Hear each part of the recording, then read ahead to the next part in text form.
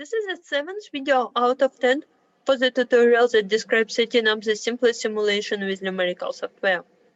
I would like to remind you that I provide PowerPoint slides supplemental to this video tutorial. This part discusses setting up a mesh for the simulation domain. By the end of the previous video, we have already created all the objects and excitation source that we need for this simulation. The next step is we set up the simulation parameters for our simulation domain. We go to the section simulation,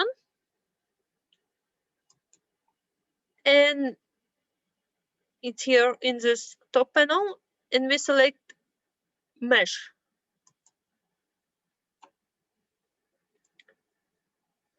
These are the settings provided automatically by the software. We select again edit object.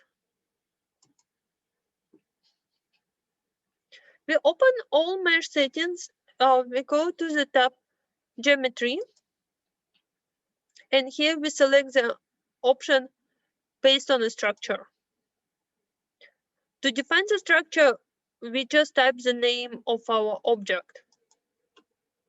In particular, it is rectangle.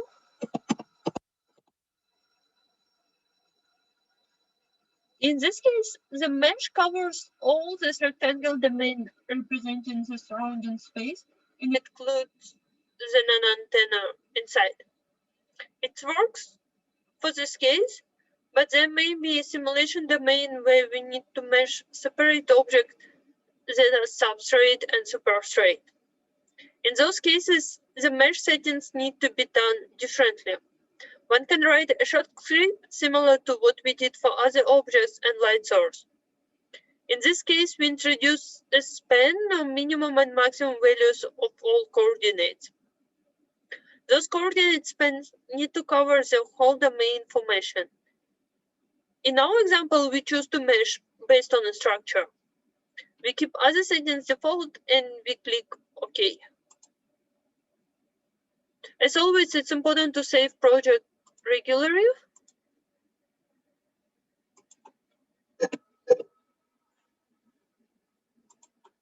And this completes the 7th video on the numerical simulation with the numerical FDTD tool.